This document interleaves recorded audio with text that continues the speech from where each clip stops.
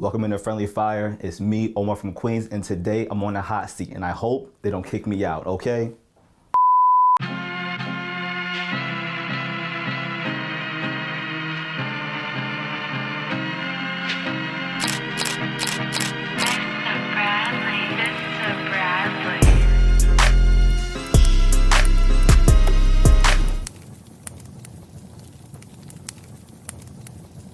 I'm Omar from Queens. Mainly I'm on Twitter, being a hot mess. You can catch me on Twitch as well, Omar from Queens, being a hot mess. Just whatever you find, if it's good, I made it up. If it's not so good, it's not my fault. I'm telling you that right now. Just simple and plain. But Omar from Queens on all platforms, mainly Twitch and Twitter. I went from the podcast and then I just tried Twitch because honestly, I saw people on Twitch doing what I thought was nonsense, and I was like, y'all getting money. I want in. Like, right. Okay, got it. So then I didn't really watch any Twitch at all. I just saw on the PS4 app, they have like, there's a Twitch, you can just broadcast on Twitch. I was like, oh, let me just push the button and just do something. Yeah. And then I found out where I was uploading to. I was like, I need a camera for this. Nothing wild, just the small things here and there. I got a little camera for the PS4, I had the headset, and I would just talk to the whoever. First of all, it was nobody for like a month, but I was talking to myself. I don't mind. That's me for the month, chatting away, got some viewers over time. And then, for some reason or another, people are just generous, or maybe I'm good at what I do, whatever it may be. People started giving money, and I'm like, oh boy, this is a lot. You're giving your time already, and now you're giving money. Right. I have to make sure that I'm better than what's competing with me. So that's other, streamers, people on YouTube, Netflix, TV. You can watch them, but you're watching me and giving me money. Yes. I just make sure that I'm up to par, because you can just say, like, why am I doing this?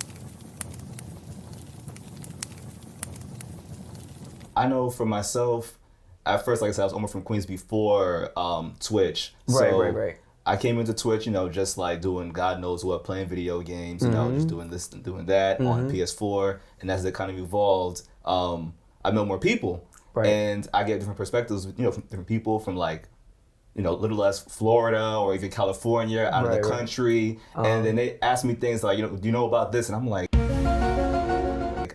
don't have that in New York. I don't know what that is. People from down south talking about down south things. And I'm like, I don't.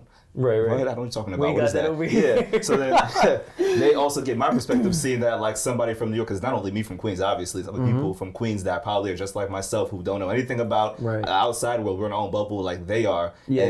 That's how we kind of become a little more close-knit, them sharing like, maybe where their parents are from. Like, I might meet people from, let's say, this country, and I learn about their food, their TV shows, their humor, their music, and I kind of move forward and we meet more people and vice versa. Bodegaboys, this is Samaro. Oh, Bodegaboys? Yeah. Okay, yeah. I had the podcast to start. I used to watch them or listen to them on the podcast. Legends. And I'm like, these are two New York people just doing lunchroom conversations. I could do this. So I had the podcast first, and then like I don't like editing. I'm lazy, so the live work on Twitch is what I'm. Yeah, I'm just live on Twitch doing the fun stuff because I don't want to edit anything in post. So I watch them, listen to them so much, see what they do, and I'm like, oh, this is. I've been doing this. This is what I still do. So then, here we are on Twitch now, and really it's just me doing the lunchroom conversation or maybe a barbershop conversation, wherever like this conversation right here. Yes. We're talking, just being silly, want to do fun stuff. Right. Add a little twist to it here and there for those who may not know about the New York specific references. So we're dancing around on the stream, playing silly music. Just having a good time. A big part of what I've been doing before I even met them was I'm only live, let's say 3 hours a night, 3 nights a week, for example. When I'm not live, I need my people who are not watching me to still be entertained, if they're free from work, if they're like on a lunch break. So I'd have other streamers who I still know and still talk to a lot. They're live, so I'm making sure that if I'm not live, you can go catch OT Jiggy live at his time. Because I'm not on right now, but you can still have some fun. You're not gonna stay bored until I come back. No, you can have some fun. So OT Jiggy's on, and I found that people who watch me are also watching Amethyst, Joe, everybody on their team. And it's just like, it plays into it on top of what they do with their charity work.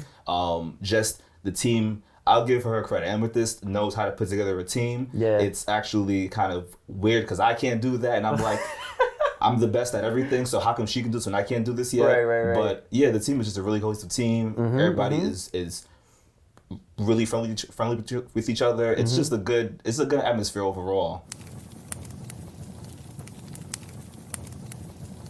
I was getting close to my friend TKO. She's also on Twitch. You'll see her on Andromedaarcade, the whole nine. Yeah. We were getting close to her. It was me and some other friends, and like we stream at night time. She streams in the morning time. So when she's streaming in the morning time, she play our clips in the morning time when she's like live trying to roast us. Like you see last night what Omar was doing. Look at these maniacs, and then at nighttime we're playing her in the morning time. Like you seen TK this morning doing this upside down. Bugging out.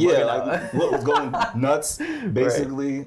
So then it went from that to like throwing in like TK. Then we throw in like, oh, you live to Twitch in the chat right now. You in the chat with too much LOLs. No, is this you? And we put their clip on. And after a while, I started just ending up with like from like 5 clips to like 10 clips of different people. Yeah. And it just became where it just grew to like what it is now. Yeah, as an entertainer, the plan was and kind of still is like radio. I have no idea how I do that. I just like the idea of talking on radio. It sounds like I like yapping in my mouth. Yeah. And just like seeing anybody like that does whatever they do, they kind of like transcend what they start at. So for example, this is the Mero. They started with their podcast. They have a TV show. Yeah. They're calling boxing matches. They're doing everything, whatever they feel like doing, because they're just known as the entertainers. I kind of like that idea where it's kind of like, you know what? Yeah, let's call on Omar we have this thing. Call on Omar to come do this, because we want to make this a little comedic and have some fun with it. But per se, Twitch isn't like the last stop at all for me. It's just kind of like the stepping stone for now. Have some fun here, get some friends together, laugh it up, and then if we like this other thing, we all do this other thing together and have some fun with that, make some new friends. You got 60 seconds to give me the bars, all right? We're going to give you some words. Boom, we're going to throw some out, let you flow with it. We're going to throw another one out. You're going to have to pick it. That's it. I don't know if we could do this, but we're going to try. OT Jiggy and Carl, they got me spitting hot fire. I don't desire to stay here for no more. I'm trying to find the Queens. I'll take up my